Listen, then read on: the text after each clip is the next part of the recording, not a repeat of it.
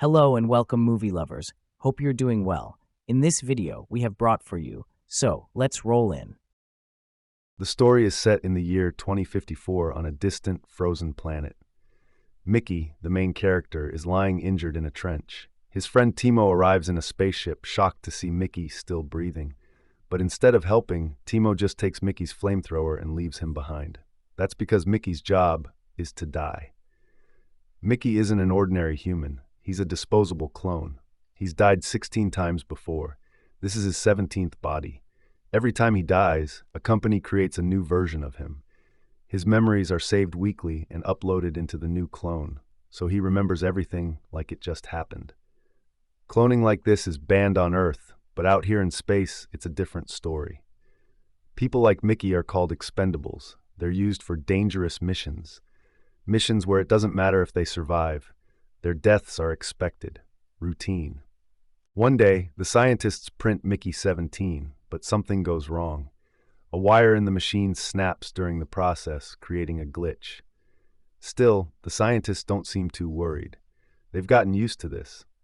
Life or death doesn't mean much when you can always make another copy.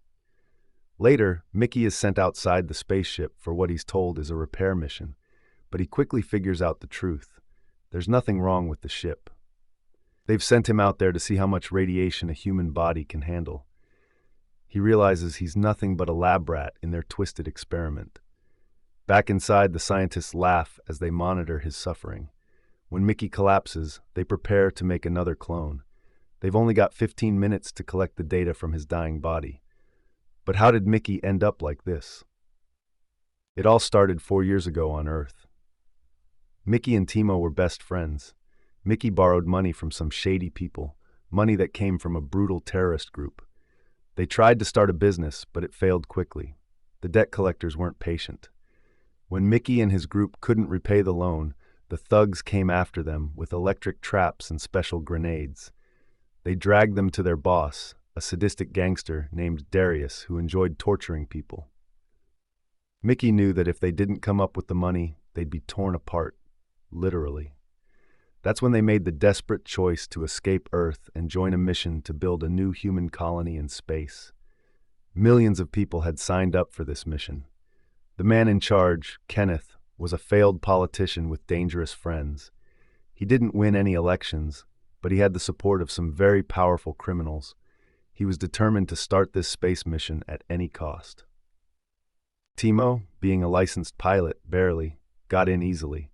Mickey didn't have any special skills, but he signed up anyway, hoping for a fresh start. But once accepted, the company explained his real job to be the one they sacrifice over and over for the sake of everyone else. And just like that, Mickey became the 17th version of himself, alive, but always a step away from death. Mickey's new body was made from all kinds of waste collected on the spaceship, leftover food, garbage, human waste, and even dead bodies. That's how his printer worked. It recycled everything to create clones. When the girl explained this, Mickey was shocked. His head started spinning. He could barely process anything. Then she helped him into a machine where his body was scanned and all his memories were saved onto a special device. They gave him an injection that brought all his memories flooding back. He remembered the day his mother died. He was driving and accidentally hit a red switch, causing a terrible car crash. Reliving that moment made him cry all over again. Just then, the girl handed Mickey a gun. She told him his job now was simple. He had to keep dying. Mickey hesitated. He couldn't pull the trigger. But the girl fired without a second thought, showing him how it's done. The spaceship launched deeper into space. Mickey, now alive again as a new clone, started getting used to life on board with the crew. Everyone followed routines. Food was carefully rationed. If someone took more than they were allowed, alarms would go off, and they'd have to put it back. Kenneth, the mission leader, and his wife joined the group one day for a meal. With them was Alpha, a clever AI assistant. Alpha often used Kenneth to push its own agenda. Kenneth laid down some ground rules. They had to make sure food lasted until they reached the new planet. That meant no romantic relationships because it would burn extra calories, and they didn't want any kids needing extra food. Meanwhile, Mickey had trouble fitting in. NASA's security team didn't follow any of the rules. They acted like they owned the place. During lunch, two boys teased Mickey, asking him what it felt like to almost die. Mickey got upset. NASA showed up and pointed a gun at the boys, saying if they were so curious, they should try dying themselves. A fight broke out, and security locked everyone up for the night. Jennifer and Kai were two crew members who seemed interested in Mickey, but NASA warned them Mickey was their backup plan, not someone to get close to. Later, their spaceship finally arrived at a new planet. Scientists landed first and sent Mickey to check the environment. But there was a problem. The air carried a deadly virus. As soon as Mickey breathed it in, he died. Again and again, Mickey was sent back. Each time he died while scientists searched for a cure. Finally, after many painful missions, they discovered a vaccine. Now it was safe for people to explore the planet. Mickey joined a research team to investigate more. They entered an icy cave and found strange, unknown creatures inside. One of them attacked Jennifer. She barely escaped. After they came out of the cave, Jennifer noticed a strange bump on her head. The creature had followed her. She hesitated to shoot, and suddenly the ice above them collapsed. It fell on her, and she died instantly. Kenneth and Mickey were both devastated. Kenneth blamed Mickey. He said Mickey should have been the one to die. After all, that was his job. Mickey had taken extra food too, and now they had video proof of what happened. Kenneth started calling Mickey Creeper Mickey because his job now was to deal with alien creatures called creepers. These creatures were supposed to be studied, so samples were needed from them. Mickey would be the one to go get them. Tim gave Mickey food from the ship and sent him out. One day, Mickey was walking across a thin layer of ice above a cave. Suddenly, the ice cracked, and he fell right through. He was stunned. Tim saw this happening from the ship, but just stood there watching. He didn't help. This was the same scene we saw at the beginning of the movie, Tim leaving Mickey behind to die. But then something strange happened. The creepers showed up. Mickey was sure they would kill him, but instead, the mother creeper made a strange sound and gently lifted Mickey off the ice. Other creepers helped too. They didn't hurt him, they saved him. As a company truck passed by, Mickey jumped onto the back and returned to the base camp. He was exhausted. When he entered his room and lay down, he noticed something shocking. Another person got up from the bed. It was another Mickey. That's when Mickey realized they had already printed Mickey 18. There were now two clones of Mickey alive at the same time. Mickey 18 didn't waste time. He hit Mickey 17 with a dumbbell, knocking him out.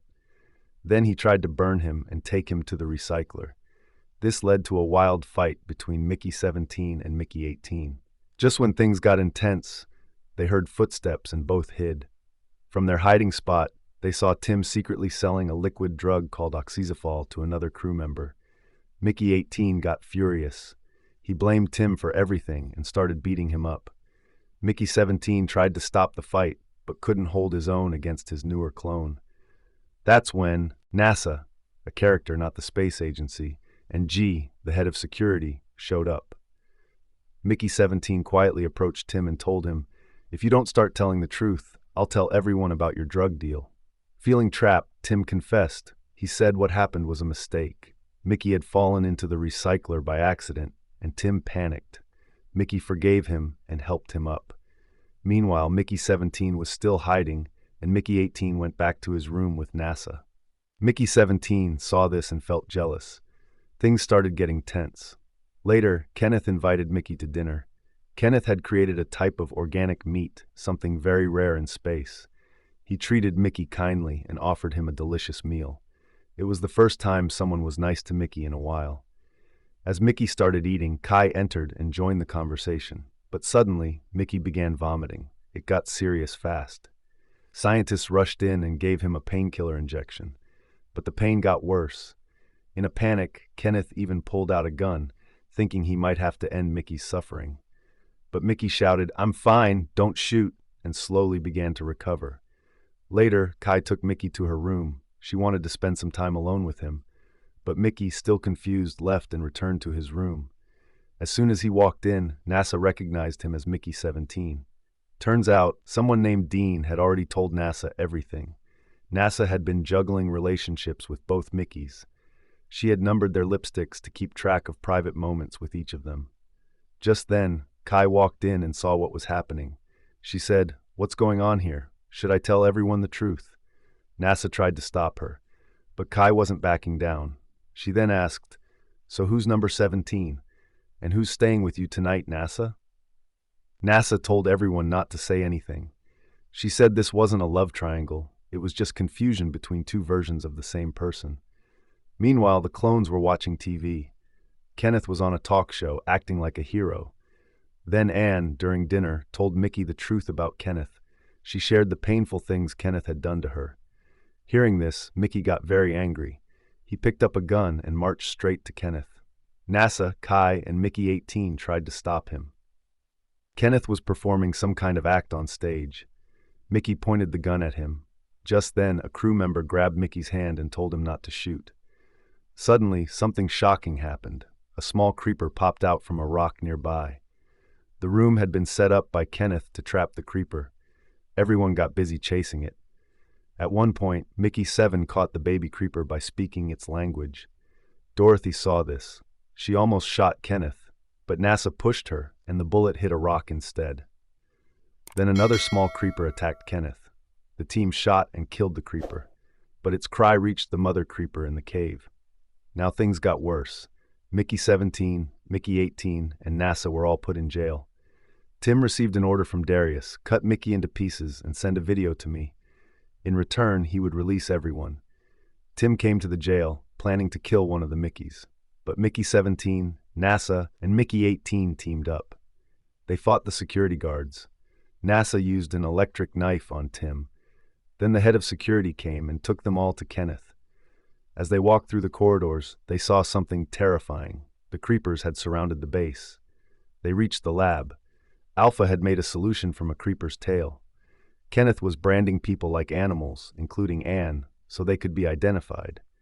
This made Tim furious. Kenneth ordered that all of Mickey's memories should be erased. He wanted Mickey to stop existing. A small creeper spit on Kenneth, and Kenneth got angry. He hung the creeper over a fire with the rope's end tied to NASA's mouth. If she let go, the creeper would burn. Kenneth gave Mickey 17 and 18 remote-controlled bomb jackets. He told them, "Go catch creepers. Whoever brings back 100 tails will live. The other will die." He armed the bombs himself. But before they left, Dorothy gave Mickey 17 a translator to talk to the creepers. Mickey used the translator. He realized the mother creeper wanted her child back. She wanted revenge for the baby that had been killed. A life for a life. Mickey signaled to NASA, "If we don't give the baby back, the creepers will kill everyone." Kenneth saw Mickey talking and got furious. He didn't want peace. He wanted to make a show out of it. He planned to broadcast a fake peace moment for fame. 3 trucks left the base. The creepers watched and hid the mother creeper. Then, NASA attacked Alpha with a small rocket. The creepers captured the security chief. NASA returned the baby creeper to its mother. Meanwhile, Mickey 18 jumped into Kenneth's truck and attacked him. He used his own body to stop Kenneth. The bomb exploded, killing Kenneth. Mickey gave his life to bring peace. Seeing this, Alpha also died. The creepers returned to their caves. Peace was restored. NASA won the election and became the new leader. Mickey now talked to creepers often. They realized something big. The creepers were never a threat. It was all a lie. NASA decided to end cloning forever. In front of everyone, she destroyed the cloning machine. Mickey helped her destroy all the other clones. And finally, life on the planet returned to normal. Thanks for watching, and hope you have enjoyed this. See you in next amazing video. Till then, take care and best wishes, but don't forget to like and subscribe.